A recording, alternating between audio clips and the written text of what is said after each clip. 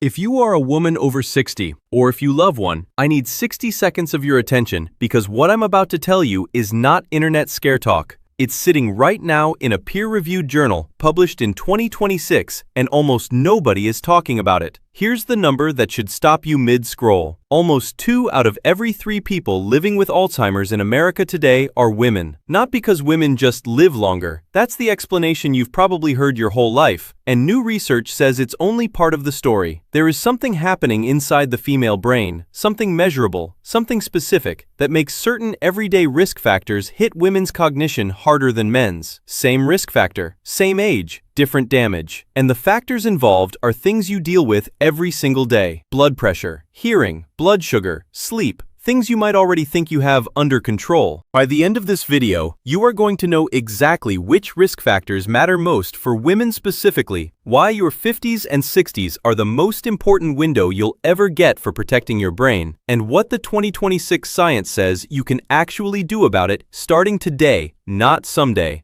I'm not going to read you a list of vague, eat more vegetables tips. I'm going to walk you through what researchers actually found when they studied more than 17,000 people and what it means for you, specifically as a woman. Let's get into it.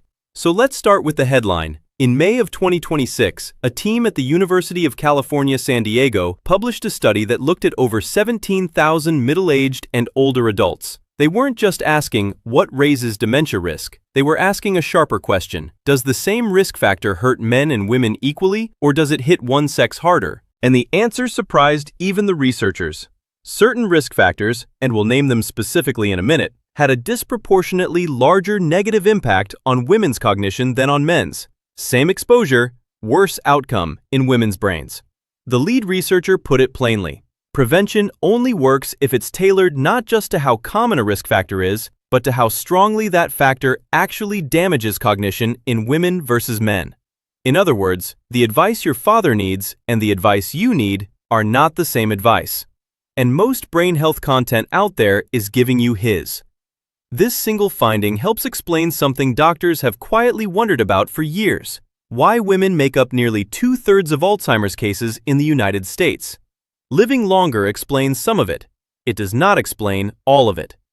Let's talk about what these researchers actually measured, because this is where it gets useful for you. They looked at 13 known dementia risk factors across the whole group. Some were simply more common in women. Depression, physical inactivity, and trouble sleeping showed up more often in women than men. Other factors, hearing loss, diabetes, and heavy alcohol use, were reported more in men. But more common is not the scary part. The scary part is what came next. When they looked at which risk factors caused the steepest drop in cognitive performance, 3 stood out as hitting women noticeably harder than men: high blood pressure, hearing loss, and diabetes. Let that sink in for a second. These aren't exotic conditions. These are 3 of the most common health issues among women over 50. Many women manage them, medicate them, and move on with their day without a second thought, because that's what we're taught to do. But this research says that in women specifically, these 3 conditions are quietly doing more damage to the brain than the same conditions do in men of the same age. So why would blood pressure hit a woman's brain harder than a man's?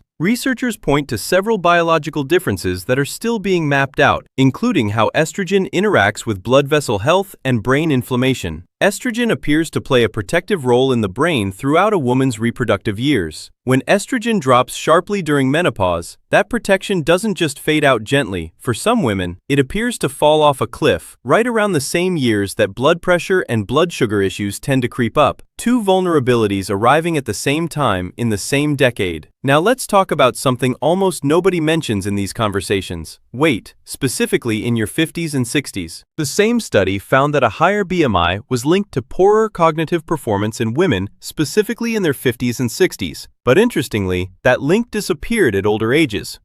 This matters enormously because it tells us something about timing. This isn't lose weight forever at every age, no matter what. It's that there appears to be a specific window, your 50s into your 60s, where excess weight seems to interact with the brain differently than it does later in life. The middle decades may be the metabolic battleground for long-term brain health, not your 70s or 80s. This is exactly why the title of this video says Double the Risk and 2026 Science, because the window for action isn't vague, it's specific. It's now, if you're in that window, or it was recent, if you've just passed through it. Let's pause here, because I want to give you something concrete before we go further. This is the kind of detail that actually changes what someone does this week, not just what they think about. Here's your mid-video checkpoint, and I want you to actually do this, not just nod along. If you have not had your blood pressure checked in the last 6 months, or your blood sugar checked in the last year, pause this video right now and put a reminder in your phone to book that appointment. I'm serious. Everything else in this video is more useful to you if those two numbers are already on your radar. Go ahead, I'll wait.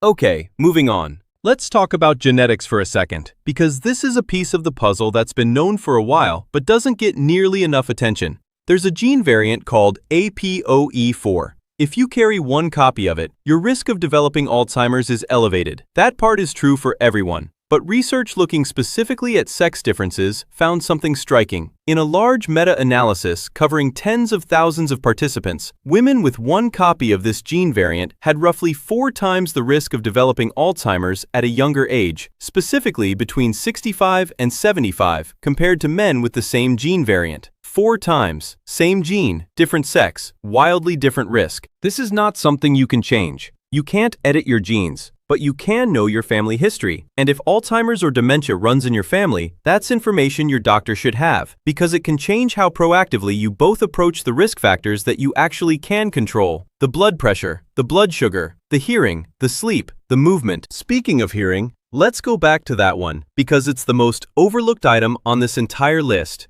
Hearing loss is incredibly common as we age, and incredibly easy to brush off. I just need to ask people to repeat themselves a bit more. But here's the thing nobody tells you. When your brain has to work overtime to interpret sounds it can no longer hear clearly, that's cognitive resources being constantly diverted away from memory, attention, and processing every single day for years. Over time, that constant strain appears to be part of why untreated hearing loss is so strongly tied to cognitive decline. And remember, this study found that link is even stronger in women than in men. The fix here isn't complicated. It's a hearing test. It's not vanity, and it's not just about hearing your grandkids better, although that matters too. It is, by the numbers we just walked through, one of the most actionable brain protection moves on this entire list. Now let's talk about something gentler, but just as real: sleep and mood. The same large study found that depression and sleep problems were more common in women than men in this age group. We tend to talk about these as just stress or just getting older, but depression and poor sleep aren't simply side effects of aging. They are active, modifiable risk factors for cognitive decline, sitting on the very same list as blood pressure and diabetes. If you've been telling yourself that feeling low or sleeping badly is something to just push through, the research is telling you the opposite. It's something to bring to your doctor, the same way you'd bring in a worrying blood pressure reading. Let's bring in one more piece, because I promised you this video would connect the dots, not just list facts. Earlier I mentioned that estrogen seems to play a protective role for the female brain.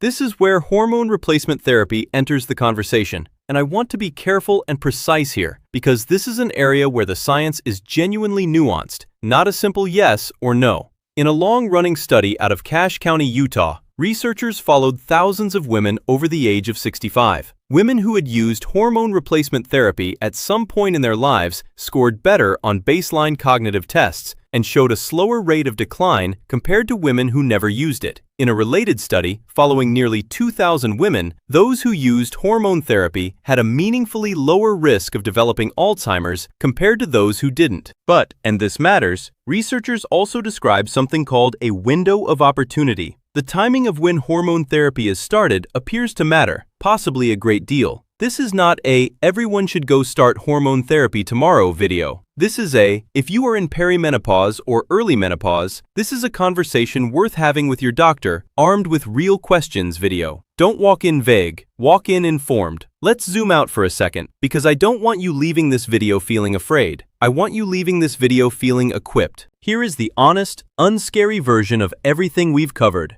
Your brain over 60 is not a ticking time bomb. It's a system that responds, often very well, to the same handful of changes, applied consistently, especially in that 50 to 70 window the researchers kept circling back to.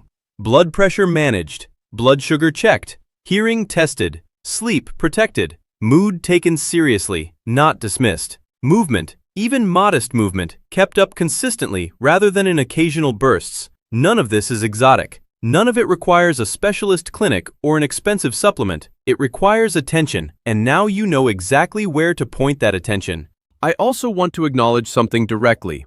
A lot of brain health content treats every viewer the same, hands out the same 5 tips regardless of who's watching, and calls it a day. What the 2026 research is telling us is more specific and, frankly, more respectful of women's biology. Women are not just smaller men when it comes to brain risk. The same numbers on the same lab report can mean a different level of risk depending on whether you're a man or a woman reading them. That's worth knowing. That's worth bringing up at your next appointment, in those exact words if you have to. Before you go, here's what I want you to actually take with you, not just remember.